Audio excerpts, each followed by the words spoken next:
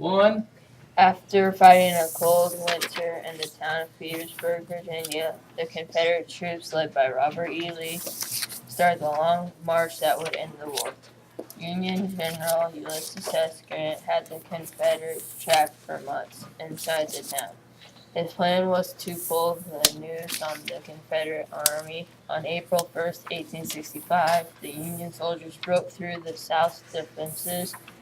General Lee had more than 15,000 troops. General Lee and more than 15,000 troops fled the town. General Grant sent troops to flank the Confederates on their left and on their right, and from behind. The Union soldiers would attack and then fall back. Grant had also sent soldiers to cut off Robert E. Lee at the town of Appomattox. The Confederates believed there was going to be supplies and a train waiting for them in the town. They also thought that Southern support in South Carolina would help them rebuild their army. When they arrived at the small town, they found the train with nothing inside of it. Lee then ordered the troops to start moving south.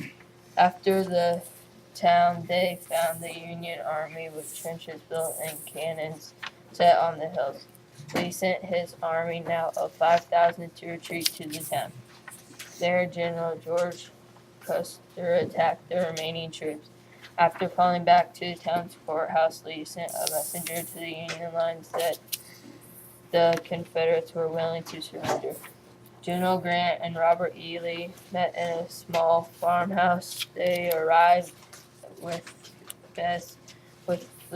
with his best uniforms while Grant wore his casual clothes. In attendance at the surrender was Robert Todd Lincoln, who was the oldest son of the Lincoln's children.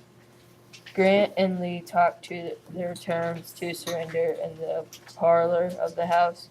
After signing the official papers of the surrender, the war was over. After the surrender was official, Union troops yelled in celebration. General Grant silenced the crowd with the famous quote, "The war is over, they are now our country."